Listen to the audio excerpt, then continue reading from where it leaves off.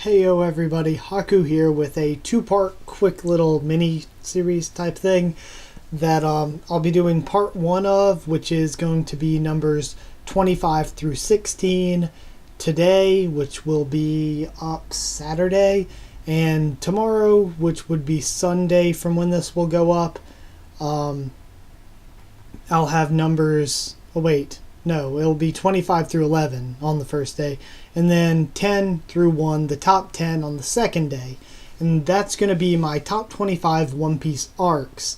Now, I think 25 is a really good number for these types of videos, and I think I'm going to start doing them top 25.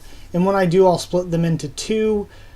I'll first post the 25 through 11 for any of you who want to see those, and I'll kind of be more brief on them.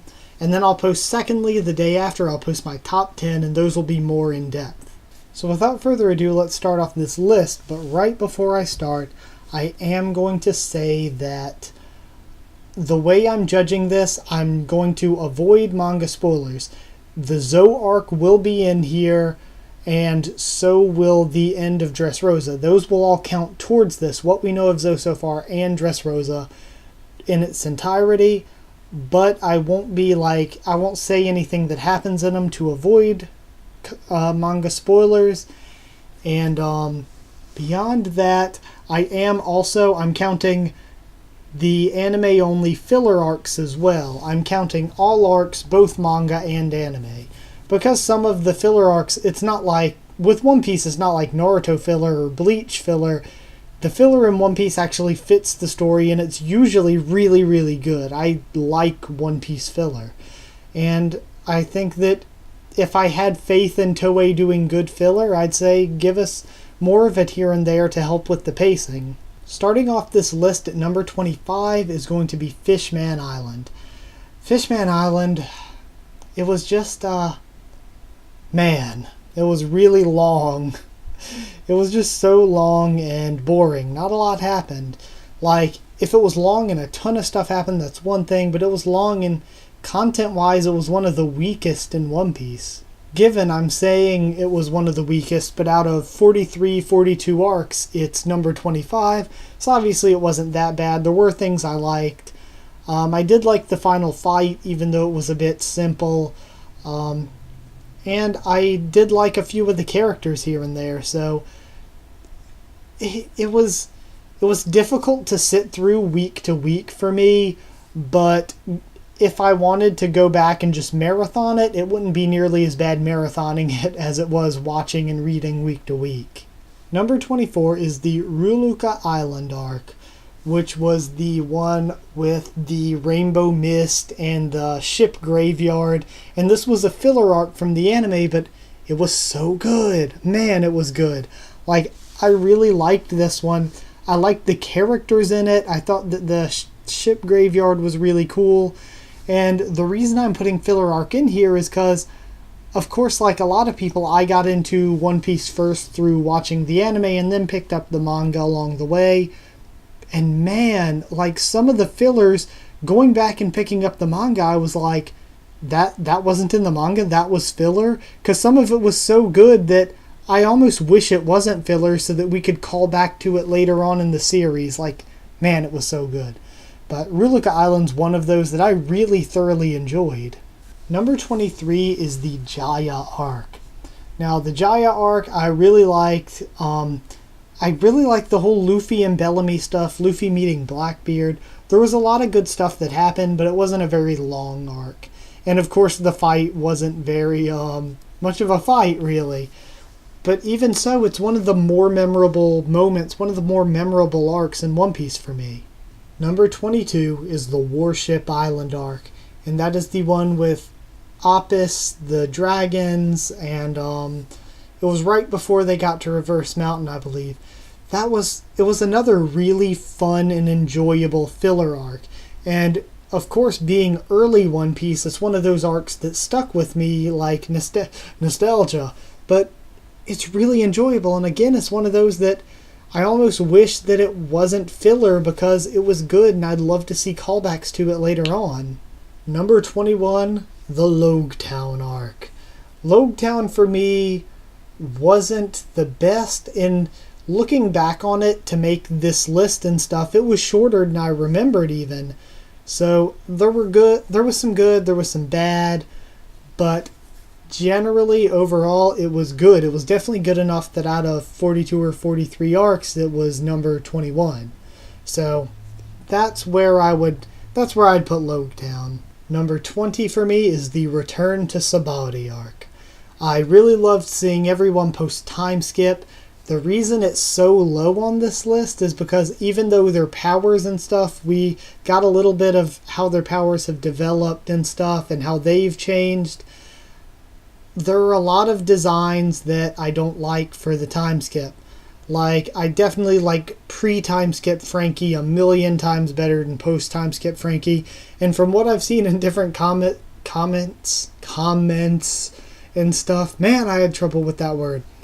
But what I've seen in a bunch of comments, I am not alone. Like, pretty much everybody misses pre-time skip Frankie. So, yeah, I'm kind of disappointed with this post-time skip look and just the aspects of it. I liked them a lot better. Just pretty much everything about Frankie pre-time skip, from his attitude to his looks to his powers, it was just better before the time skip. And I think that's the way I feel about a couple different ones, but it's mostly Frankie that I really am put off by his post-time skip look. And the arc itself was pretty short and not super eventful. Number 19 is the post-Enys lobby arc, which is where we got Frankie building the Thousand Sunny. We got the announcement of who Luffy's father was. We got to see Garp and Kobe and Helmeppo again. We got to see the bounty jump. That was really cool. There was a lot of good stuff in just this little post-Enys lobby arc. So definitely, like, it was good. It was good enough to be 19th, just being a post-something big happening arc. Number 18 for me is the Long Ring Longland arc, which was one that a lot of people may disagree with, because Foxy wasn't the best enemy or anything, but I really liked the first showdown against Foxy's crew. I liked the Davy Back fight. I liked, Afro Luffy against Foxy. And it was really funny. It really brought the comedy really strong while still being exciting. And I don't know, it was just sort of the fresh content that One Piece used to give us that I think Fishman Island through Dressrosa, they struggled with a little. Thankfully, I think Zoe is really strongly getting back on track because Zoe is amazing so far. But that's, Long Ring Longland at 18th for me. I did like it, but not like one of my super duper favorites. Number 17 is Amazon Lily. I really liked Amazon Lily, even though it was pretty short. Of course, I didn't like it as much as a lot of other things, but I thought the fight against Hancock's sisters and the giant panther thing in the Coliseum type deal was really cool. Luffy getting to know a bit about hockey was really interesting as well, and learning more about Boa Hancock was really awesome as well. So there was a lot there. I'm sad that we don't see more of Marguerite in the series. That was her name, right? Marguerite. Man, I'm bad with names at times. But she was really awesome, and she was really good in this arc, so I really want to see more of her. More Marguerite, definitely. So that's where I would put the Amazon Lily arc. Number 16 for me is the Drum Island arc. Chopper's backstory is one of my favorites, and I absolutely love that. But what takes this down from being one of the big top ones is that I sort of feel as though Wapol and the fight with Wapol wasn't that great. I loved it at the time, seeing all Chopper's different forms and stuff, but looking back, the combat wasn't as great. But the feels of Chopper's backstory, I still give this huge props for. I still absolutely love Drum Island. Number 15 for me is the Baratier arc. The feels for Sanji's past weren't as strong as with Chopper's, but the fight with Geen and Don Krieg was really cool, and the different layers of it with Geen struggling with being good or bad and stuff. The fight especially, I kind of don't like, and we got the stuff with Zoro and Mihawk. That was mind blowing to me as a kid. So that was friggin' great. But I'd say that the fight with Don Krieg and Luffy is one that I really, really love. So I kind of find it sad that a lot of the East Blue villains, including Don Krieg, aren't really brought up. Like, after they get out of the East Blue, those villains aren't really brought up. Except for Arlong later on at the Fishman Island stuff, but even then, he isn't brought up in any important way. Number 14 for me is an arc that I absolutely love, Syrup Village. Syrup Village was the one of Usopp's past, which I love, and just meeting Usopp and again meeting Django and Kuro, and they're really awesome. The fights were really cool. We get the Going Merry. We get so much happening, and I liked how we finally saw our crew coming together and sort of bonding, really, and it was done in a really cool way. I really, really enjoy it. It's one of my favorite arcs for sure. That's why it's at 14th. 13th favorite arc, Skypiea. Enel is one of my favorite characters overall. I absolutely love Conus as well. I love the arc, the adventure-y feel to it. There were some things I didn't like here and there. I've never been a fan of Wiper or Isa or the stuff with them. But I don't know, the challenges against the monks and the fights against the monks in Enel were really cool. The giant snake was really cool. Just overall, Skypiea had a great story going for it. Number 12 for me, Water 7. Water 7 was just so cool and fresh and unique feeling. And we got the introduction of CP9, the introduction of Frankie and the Frankie family, the awesome, just showdown and just beating up on the Frankie family by Luffy, Zoro, Sanji, and Chopper. We got the stuff with Luffy versus Usopp, which was awesome. The Aqua Laguna stuff, and I guess I would count the train to Enys Lobby. It was just so good. Water 7 will go down as one of my all-time favorites that I would love to rewatch. Only con I can think of are those few episodes with the few episodes where Chopper's voice actor is different, and I could not stand the other voice actor for Chopper.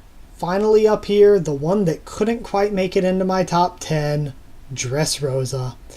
Dressrosa is going to be one that's very polarizing with people, but while I will argue that the anime completely butchered it, the anime did a terrible version of Dressrosa, and I will argue that it was, even in the manga, it was dragged out way too long, just dragging out, trying to make it a 100 chapter arc. I've got to say though, so much happened. We get 2 big events coming that I won't ruin for anime watchers. 2 huge events, even now, even that Doflamingo's already defeated.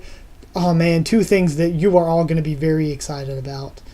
So there's both of those, plus we found out that Sabo was still alive, and we got to see the revolutionaries. We got all of these cool new friends and allies, and we got all of the fighting at the Coliseum. We got Rebecca's backstory, which was really cool. Too bad Rebecca turned out to suck terribly. Just while I can complain about all the bad things in Dressrosa, there were a ton of good things too. So just going back and re-looking over it, it's really good, and I think it'll be really good in hindsight, not dealing with it week to week. I think right now we're going to hate on it a lot because it's really slow and boring week to week, and it was the same way with the manga. But now that it's over and you can go back and just marathon it whenever the anime finishes with it, or you can just read through all of it and not have to wait week for week, I think it's going to be a lot more enjoyable upon reinspection. So definitely, those were my part 1 of my top 25, numbers 25 through 11. I sincerely hope you enjoyed. Part 2 with the top 10 will be up tomorrow. So if you did like this, comment down there. Tell me if you agreed with any of these or disagreed with them, what you think of them, what you think of my thoughts on them, different stuff. Like, comment, subscribe if you want more One Piece, Tower of God, The Walking Dead, and a bunch more, because I do at least 3 videos on each of those series every single week, even when they're on break. I thank you so very... Oh yeah, follow on Twitter if you want updates. I tweet out when I'm posting a new video or when anything needs to be pushed back. Thank you all so very much for watching, and I will see you all next time.